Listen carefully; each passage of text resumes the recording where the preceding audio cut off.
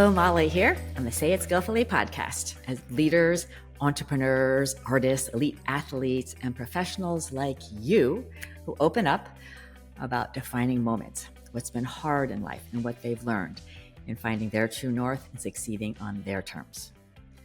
I am not overstating the least bit when I say I am joined by my savior today, and you'll hear why shortly. Someone who brings calm to chaos, beauty to every corner, and somehow makes the impossible effortless. For over 2 decades, she's led a nationally acclaimed interior design firm, earning her the title of Southern Living's Designer of the Year and one of Kerry Magazine's Women of Western Wake. Beyond her accolades, she's a mentor, community leader, and creative force who also somehow found the way to launch a lifestyle brand with her own family. I want you to meet my fearless founder and principal designer of Southern Studio Interior Design, Vicky Serany. Vicky, welcome to Say It Skillfully. Molly, thank you so much. Thank you for the kind words. Thank you for having me. We have been on a journey this past year together, and it's been a pure joy to get to know you. Well, the pleasure really has been mine. And listeners, I think some know I did a major home renovation, having never previously even painted a bathroom. Okay, like we're talking, had no experience. And out of the heavens lands this designer person who I'm told I needed a designer. Of course, I'm thinking, well, I'm not, going some fancy schmancy thing. What's up with that? And you, my friend, are so oversubscribed. So you're not even like really, you're like, I don't have time for this. Like maybe in 3 or 4 months. And I said, well, that's fine. I'll work with a designer, but I can't wait. And so somehow someone called you behind the scenes. I know this. And they begged you. And I remember it was literally a rainy day, and it was maybe threatening, like flooding type of thing. And you're like, well, I'm leaving tomorrow for a while. Can you come this afternoon? Do you remember this? And then I drive over in the rain, park the car, and it was like 90 minutes of love fest. Yeah. It's all about relationships, right? And what we do is we might have a design firm that builds a lot of homes and designs a lot of homes, but at the end of the day, it's truly about the people and the relationships. And there was just a connection. And you're right, there was a behind the scenes request. And again, it's relationships. And we're like, okay, let's tackle this for Molly. Yeah. So I just want to thank you from the absolute bottom of my heart to gosh. you and the whole team. Like I would not be, I'm in my dream home, literally like dreams come true because of you. And it's pretty fantastic. And thank you for your trust. Yeah, it's really fantastic. So we can go on about that later because I really think another book that I'm going to write is the journey of that. But what you're so amazing and you really do flow, Vicky. And I know that you make it look effortless and I know it's not. And so I just really appreciate your being open enough to share with our listeners, your life and get to know you a little bit. Well, thank you. It's awesome. Well, it has been a journey. I mean, I know typically your podcast, you start where you started as a child. And I happened to move a lot as a child. I was actually born in Ohio. From Ohio, went to Ontario to Illinois to Pennsylvania, back to Ohio, back to Pennsylvania. So that was a lot of moving by the time I was in high school. So I learned to adapt. I learned to have new beginnings and meet people and connect with people. And I remember the one move that we moved to Pennsylvania. I was in 2nd grade, and there was a cul-de-sac of model homes, and I remember going through those model homes with my mom, and we were allowed at that point to pick the carpet color of our bedroom. Today, if number one, we don't do a ton of carpet anymore anyway, but if we started doing a different color carpet in bedroom, I would literally break out in hives today. But I picked out red carpet in my bedroom.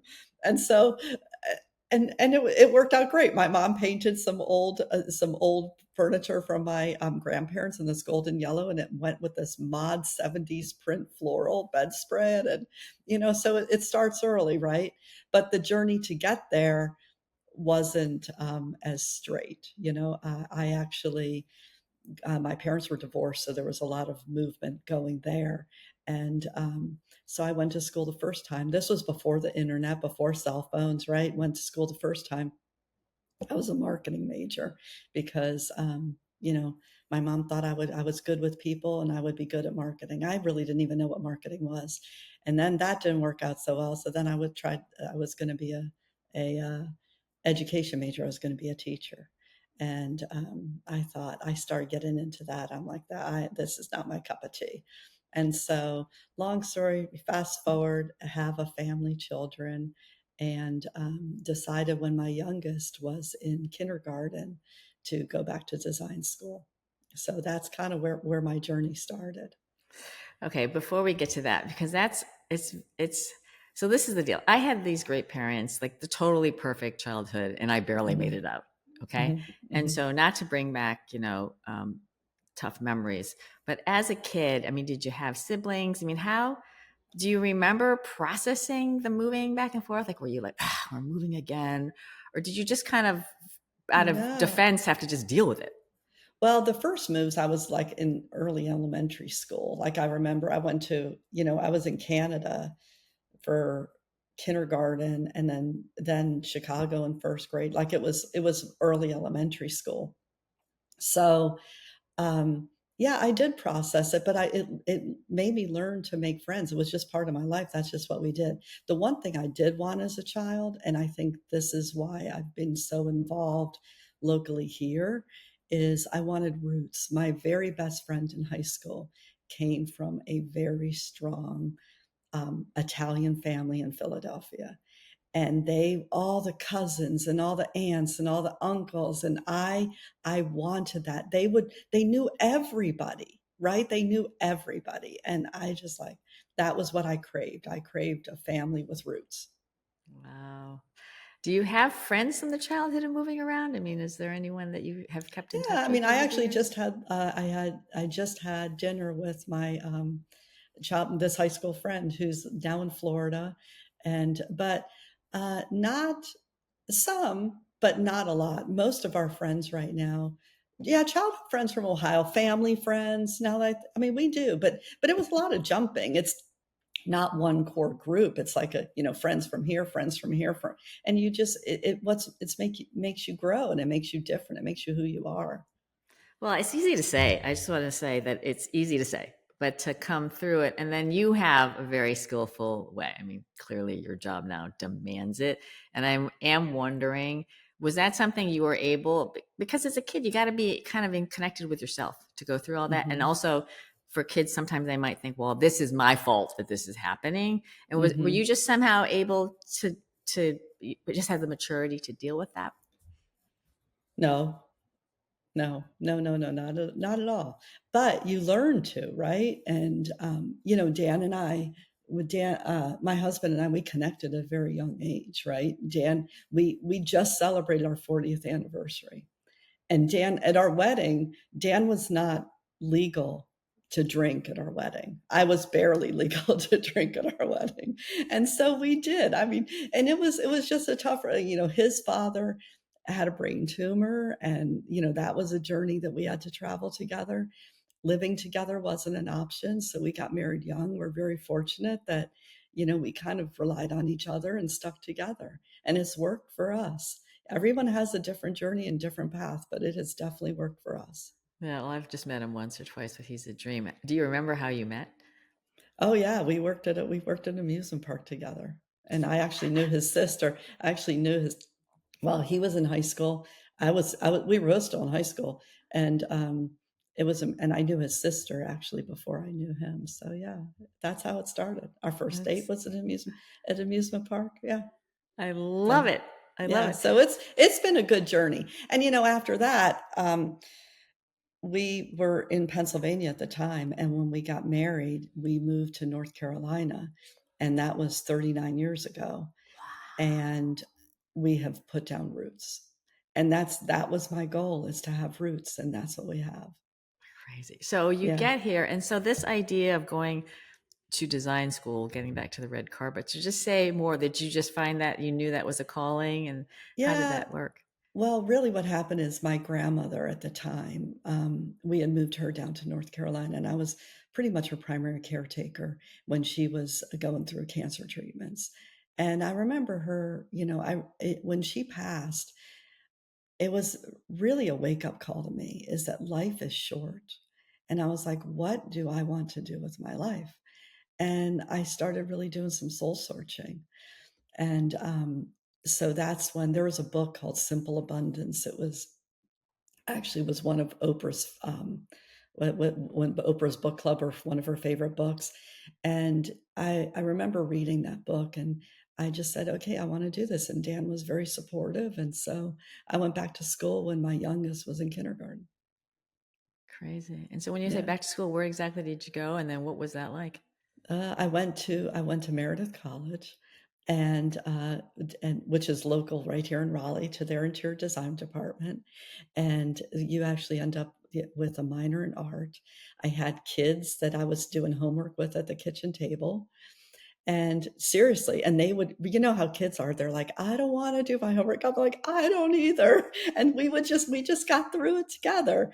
And then I finally, I had a builder who, oh, long story, but I had a builder who asked me to do a parade of homes. Parade of Homes is by the Home Builders Association, and it's a pretty big deal. Wake County's Parade of Homes is a pretty big deal. So I didn't know what I was doing. So I did this parade of homes, and it won.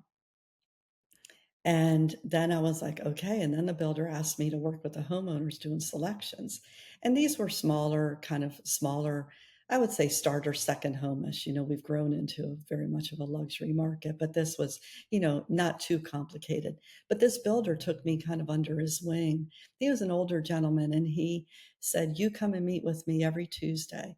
And I would meet with him every Tuesday, and he would explain to me the difference in plumbing valves, and the difference in door hardware, and the difference in roof shingles. And I just got a grounded education on construction. And that's kind of where I started. So then I started doing, these selections for these homes. And I ended up having a business. I had a family, and I still had school to finish. I ended up taking a leave of absence, and I was like, and then the business just took off until the recession. And then that was another, there's so many lumps along the journey, right? Because the housing market did not do so hot in the recession. So, So you're still, you got the kids. I could talk about mhm, juggling a lot of big balls. You got the kids, mhm, you're in school, and you're working full time on all these jobs. And mhm. are you just going out of your mind? Are you just, is Yeah. it a whirling, like a fog of war? I mean, that's a lot, Well, Vicky. yeah, I never did it. I never, at that point, full time was 24 hours a day. I did it when I could. I would meet with clients on the weekends. I would do it at night. I would wake up if I was really tired. I would wake up at 4 in the morning. I mean, I just learned to do the juggle, right? And I did take a leave of absence from school, which which is a whole other interesting conversation. But I just decided, I remember talking to one of my professors, and she's like, and at that point, everyone was graduating and looking for jobs, and there were not lot of jobs to be had. And so I was like, okay, this is an opportunity. So I really just took it. And um, so it's not the traditional path and it worked great for me. I would not recommend it. I just think there's a lot of easier ways to go about to get to the end result. Vicky, how much of the design schooling did you take with you? I mean, you just seem very skilled. So, I mean, were you just really quick to pick up the things that really mattered and put it into practice? Because that's a Oh, real no. gift, you know? Well, I did. I literally, when I took a leave of absence, I only had 3 classes left, right? Only 3 classes left. And you end up with a minor in art. But what design school, it doesn't teach you the practical skills of really what you need to know on a daily basis. It gives you the confidence to go forward with it. And honestly, a lot of the art classes, the color theory classes were huge. There was one class and I think this class was one of the most powerful classes, and it had nothing to do with what I do on a daily basis, but it was a housing class. And we had to really study the different forms of housing. There's people who live on a houseboat.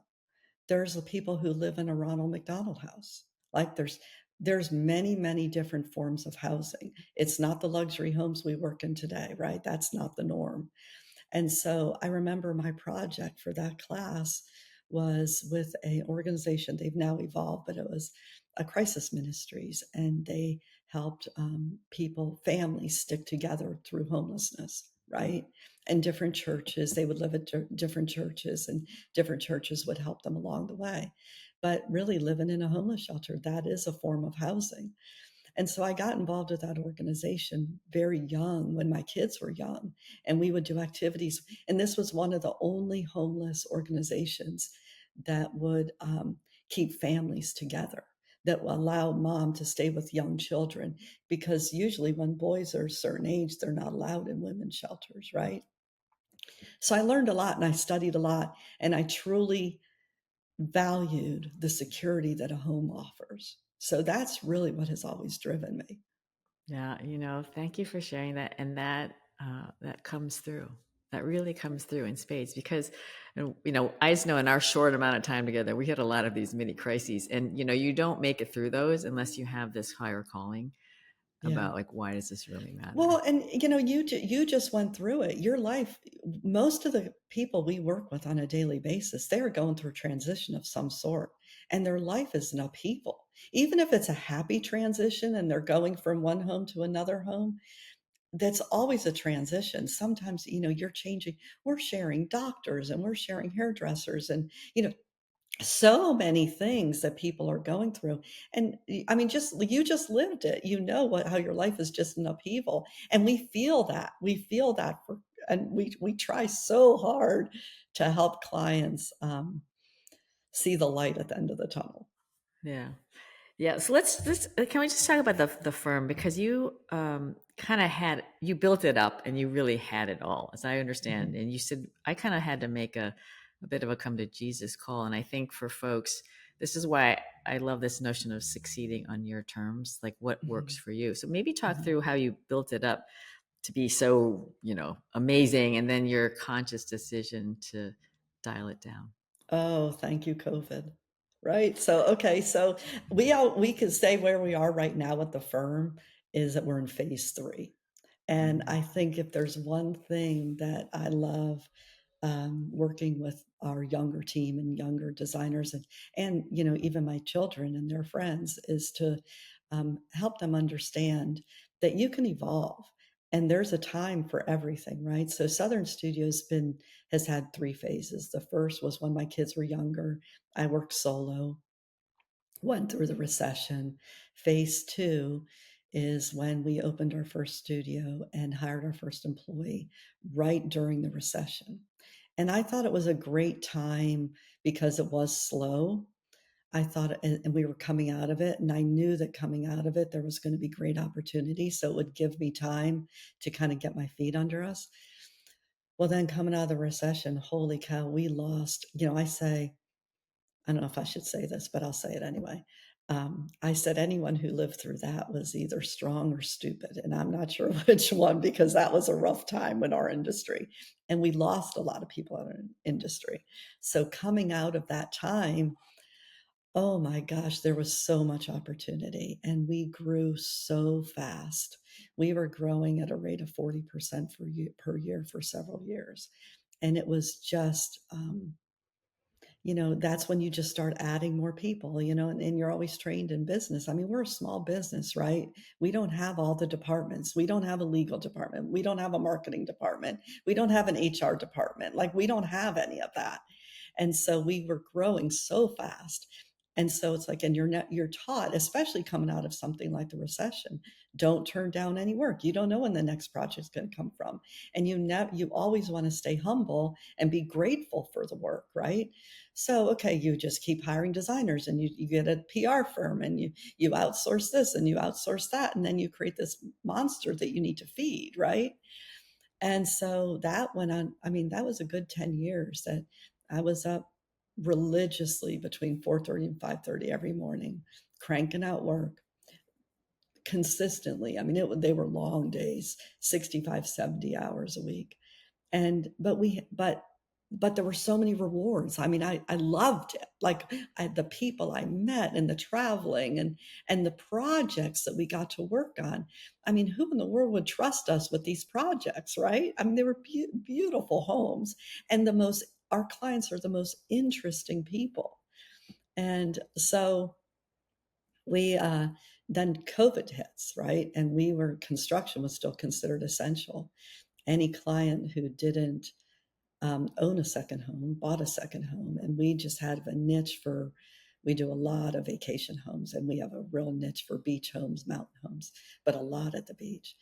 And so we were, and then we had price increases, we had supply chain issues, we had, and a lot of our design team were all young. We had a lot of maternity leaves during COVID, and it was, one of our designers came back from maternity leave, and she's like, "What have y'all done?" And she looked back and she's like, "I made a baby faster than they made a sofa." And that's the honest to God truth. I mean, it was crazy. So then at that point, that was phase two of the business when we were just really cranking it out. And this is, I think, the story that I shared with you as to how we've evolved and how I kind of have found my voice.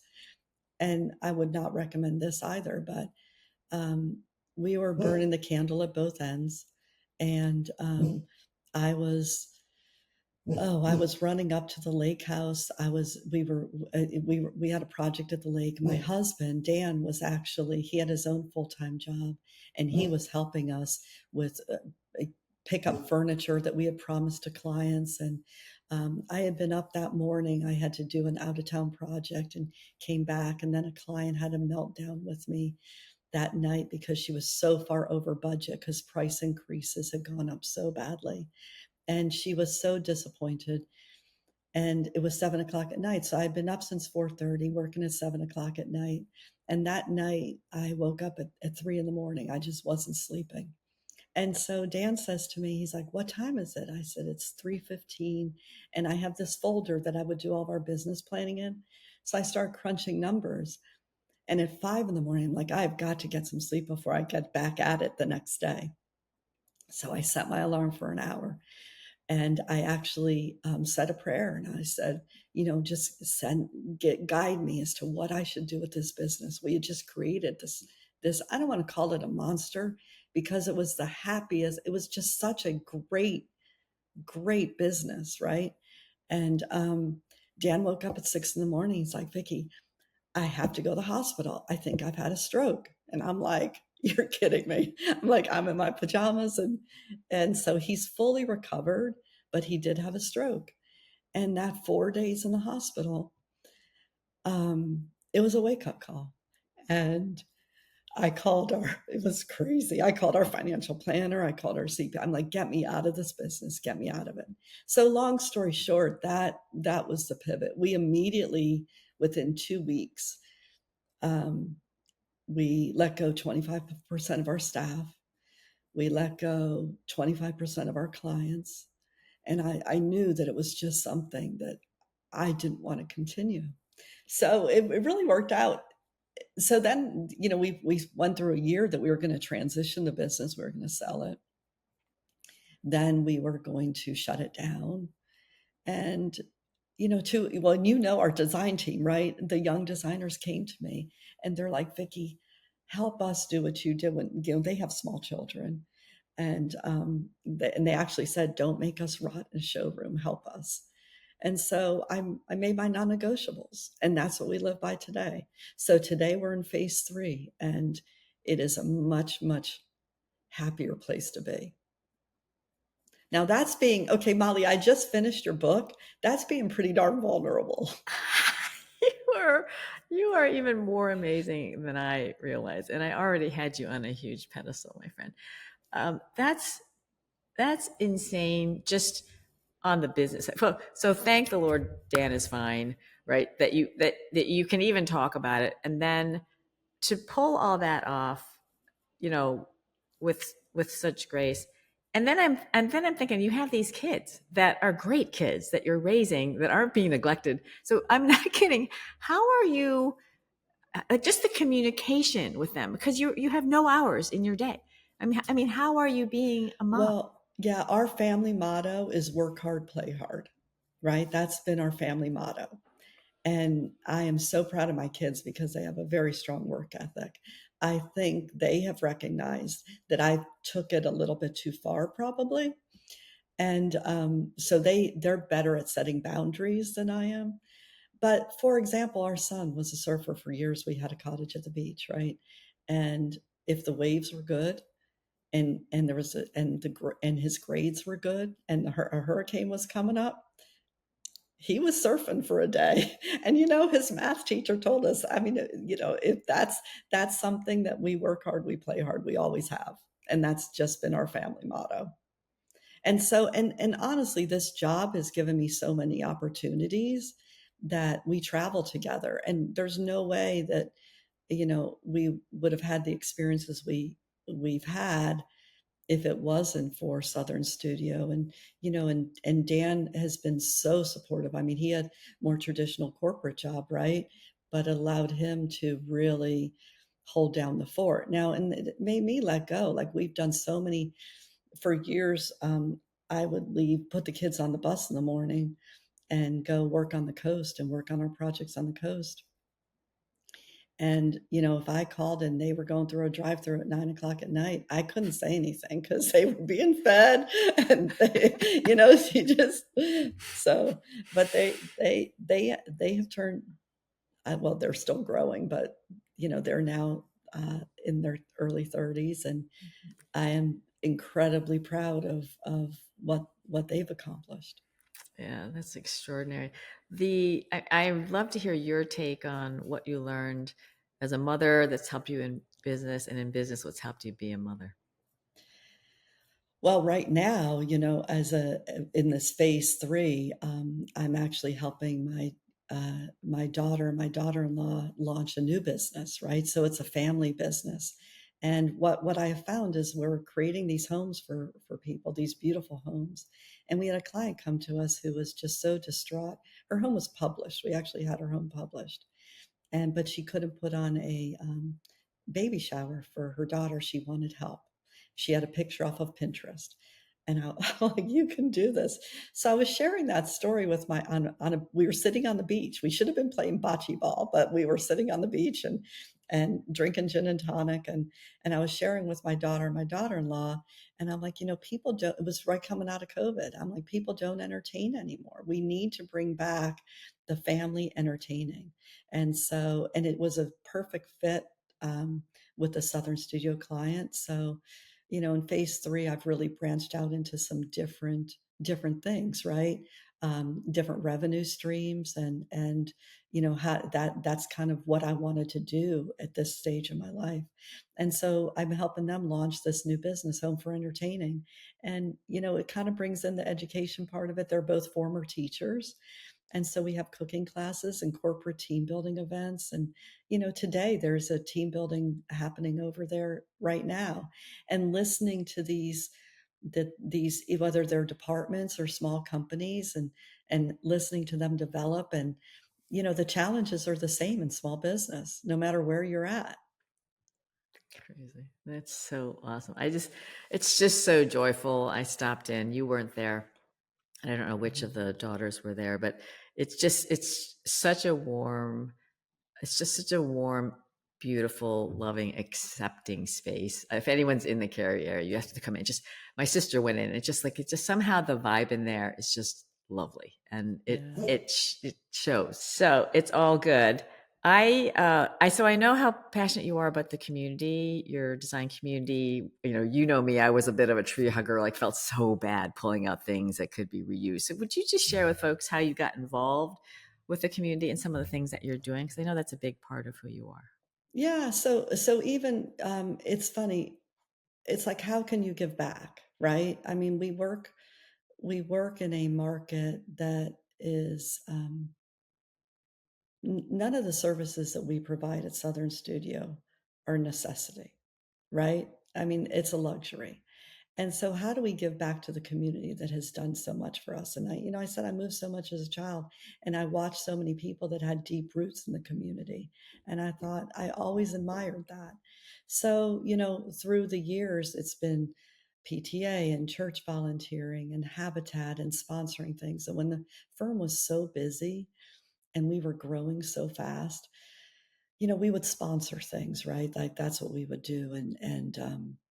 But that was all the time. You have time, talent, and treasure, and we could write a check, but there was no time to give. And so the founder of right now, I serve on the board of the Green Chair Project, and the founder, Jackie Craig, came to me, and I didn't realize that I think, being interviewed at the time, but basically we really connected, and there was a way I felt like I could actually contribute, and I could actually connect the design industry, the furnishings industry, with an organization that does incredible work in our community.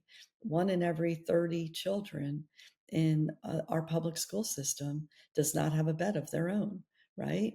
And so families who are coming out of crisis, coming out of homelessness, kids coming out of the foster care system, refugee families. I mean, the need goes on, even disaster, like if it comes, hurricanes and that sort of thing. And so what the Green Chair does is with dignity curates. There's volunteers that come and design these special vignettes and rooms, and so you might get an apartment, but it's an empty apartment. It's not a home. It doesn't have a pot to cook any food in. It doesn't have a can opener. It doesn't have a bed for your children. It doesn't have towels. It doesn't have a shower curtain. It doesn't have a sofa. It doesn't have a kitchen table. And so what happens is we take donations from the community. Volunteers put together these beautiful curated vignettes, and with dignity people have a choice. You might like neutrals, you might like happy beach coastal, and you pick the vignette that works for your family, and it's delivered to you at a very, very minimal, I think like $200. It's a minimal cost.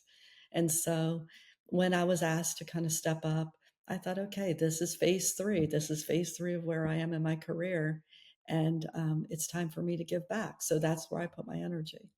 I love it. That is so fabulous. I love it.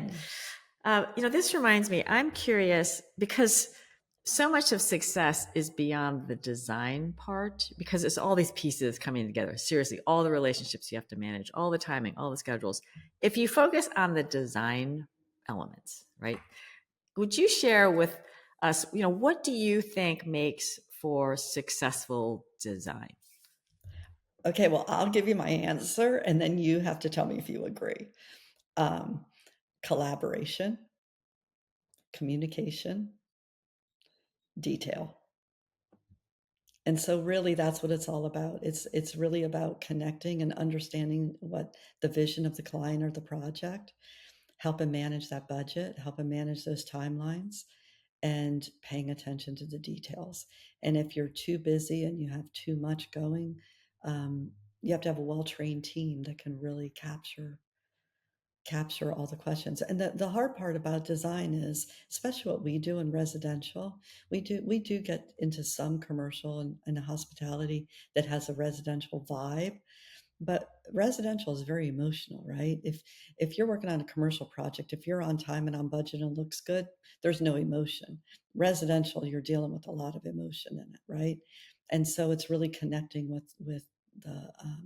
connecting with the people. And I feel like moving so much as a child has helped me learn to connect with people in a much different way. So I think what makes a great design is, I think design is only half of it. We always say that really designing is only 5 to 10% what we do. We're another 90% of project managing and navigating. And think about it, most people who can afford to hire a design firm, right? They are highly educated, very successful people. They're typically not very patient, right? and but then we also have to bridge the gap that we're working on construction sites with trades, and get so we work with all walks of life, and we need to learn and contractors. So we're working with contractors all the time. So you're really navigating those solutions to make it a win-win for everybody. And then, hopefully it looks good in the end. I think that's the least of the worries. The stuff always looks good. I totally agree with you. And, for the folks who maybe are considering any sort of work, when I kind of got the mechanics of, hey, we'll work together, Vicky then says to me, what's your vision? And I was like, my vision? Like, I'm in business. I've heard of business visions, the vision for the kitchen and the bathrooms. And I'm looking at her. She's like, well, this is what you need to do. And so your ability to say, you need to go do this. And I take direction well. And I was probably 72 hours. And I said, this is it. And I sent it back over. But that I just think your ability to help guide me and educate me along the way without feel like I was being guided or educated. I don't know. You have a great way of doing that is very collaborative. And I will tell you that I remember the first words you saying were about collaborative, which I hear a lot in business, but it had never, and it for sure that more so than business, I think that was my experience with you. And so thank you for living and I that. think that's true, because I think Molly, you were, coming from New York, right? And here we are in Cary, North Carolina, and it was an interesting journey. And for you, look at all. I remember you're like, I'm not used to a kitchen like this. You're coming from small, tiny New York, and so everybody has a different perspective, and your vision. Once we gave you that task of what you kind of wanted. It was like, okay, we can go. Well, let's run with this. Now you push the limits of Cary, North Carolina. But it was, Exactly. but that's what makes it. That's what makes it so successful and such a joy, is to see people when their own personalities shine through in their homes. Yeah. Yeah, I appreciate you. And I think this. It's just I think part of that is also the feeling of your support and your teams wanting it to be right for me. And so we talk about this on the show about, committed to other people's success and, what brings them joy and thriving. And you have to be grounded in your own self to be that generous with wanting other people to be successful. And and you have that in spades. So we are the Say It Skillfully show. Oh, go ahead. No, go ahead.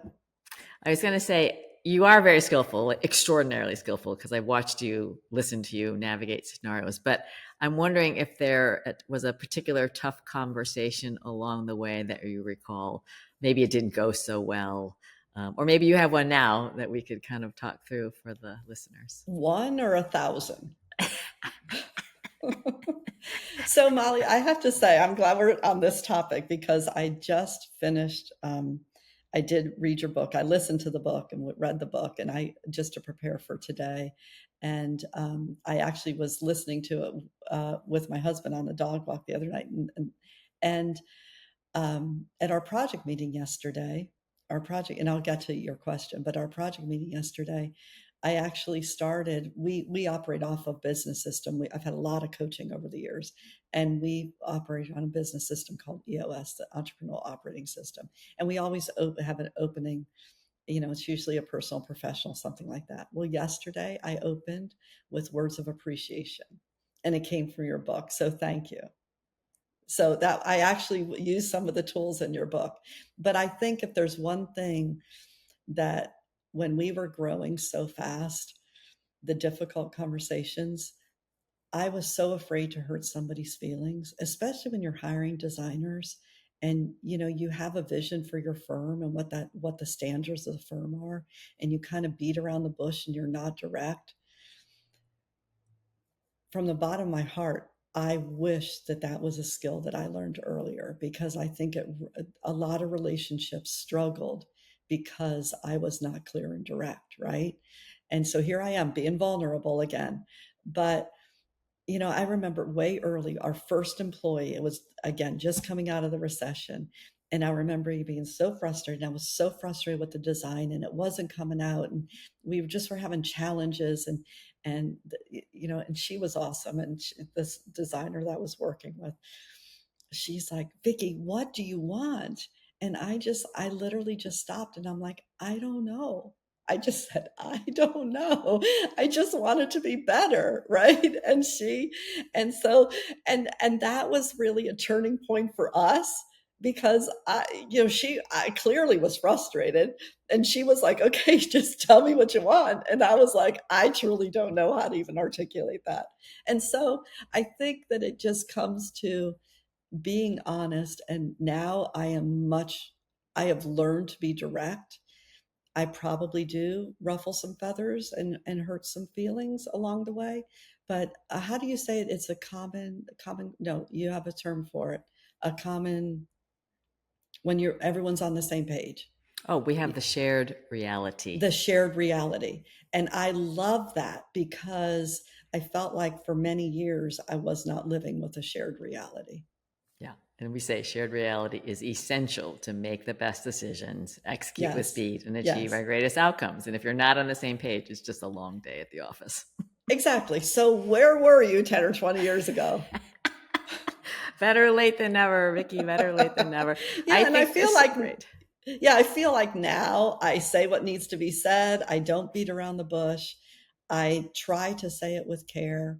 And it's just a much easier way to live. Much easier way to live. Yeah. And I have to say, that's the freeing part of it. I want everyone to feel that free. And, that's how you move through space. You move through space with this easy command, you know what you know, but you also have this humility, like, I don't know what I don't know. And I'm good with that, and I think that there's never been a moment where I feel you like trying too hard or, pushing when there needs to be a pulling. And you're just, you have a very natural empathy of people. And I can see how when you've moved around when you were young, like you kind of didn't have a choice. You sort of have to develop that skill.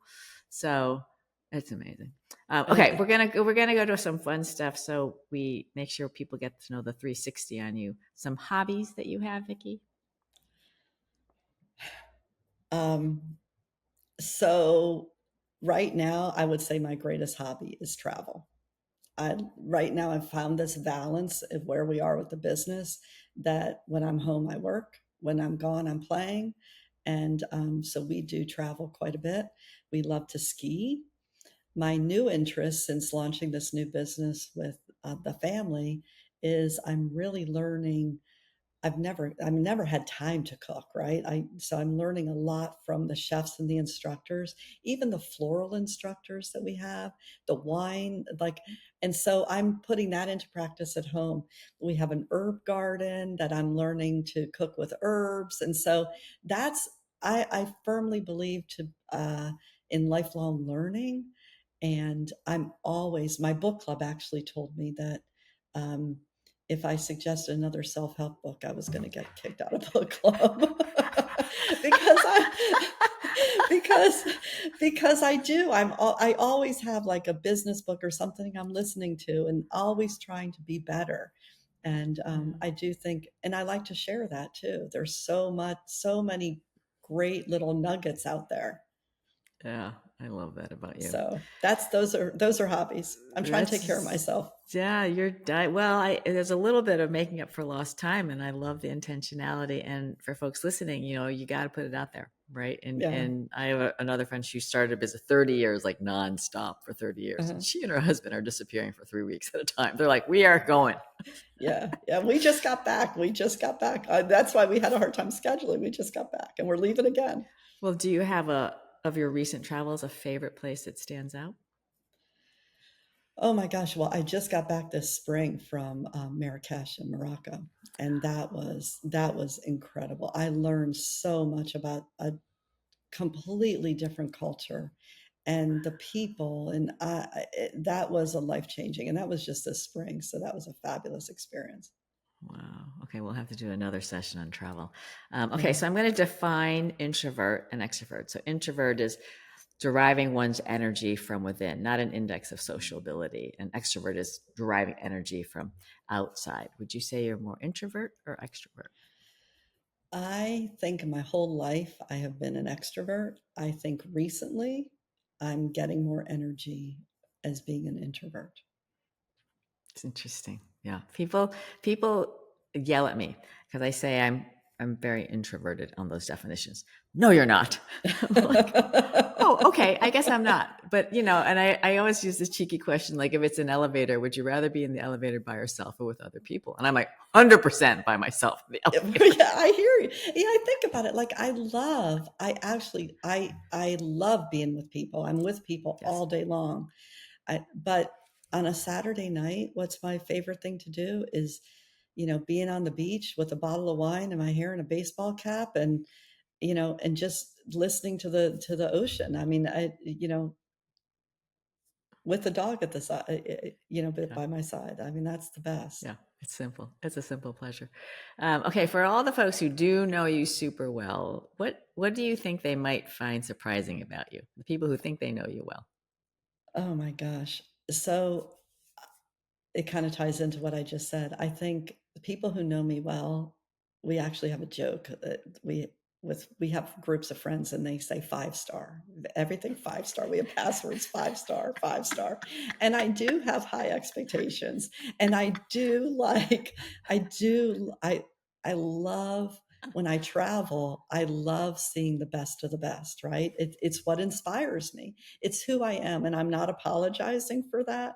But I think what some people don't understand is that when I'm by myself, I don't want to have makeup on. I want to put my hair up in a ponytail and just be, right.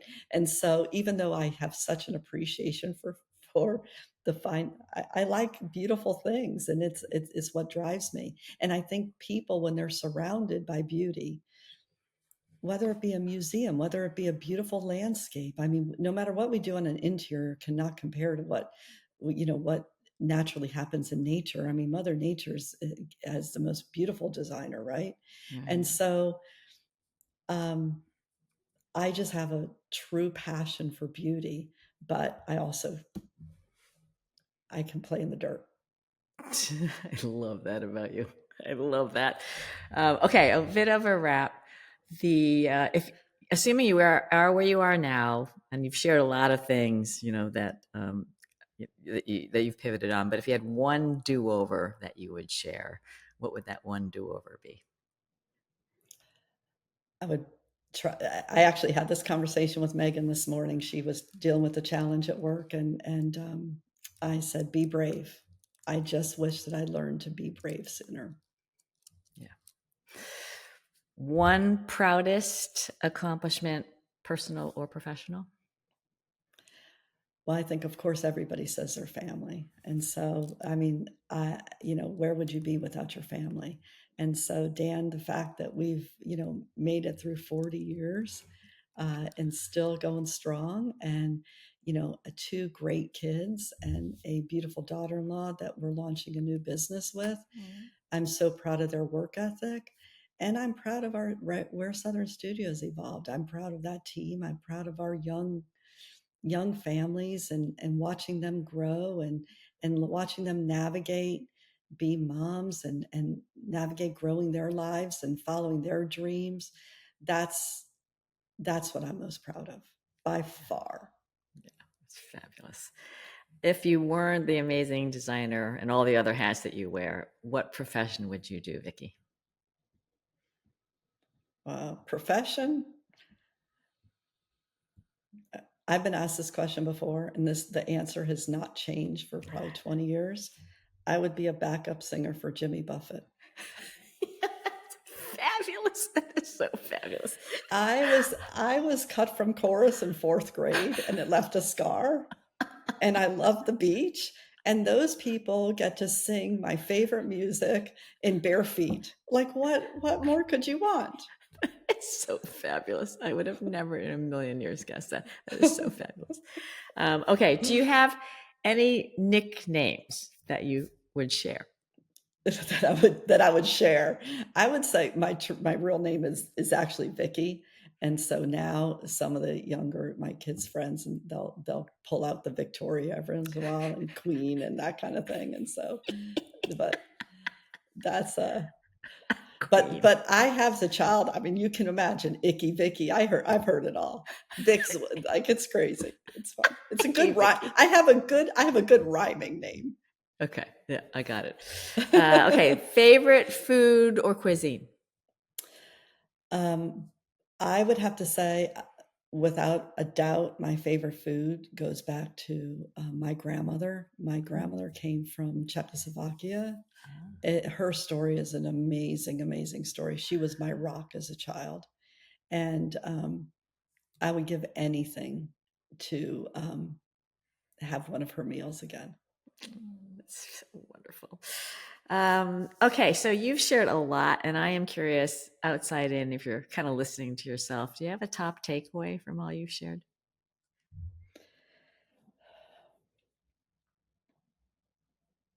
I'm going to say be brave, dream big, and don't compromise your values. How's that? It's amazing. Last thing is share with us what it was like for you to share your journey with us.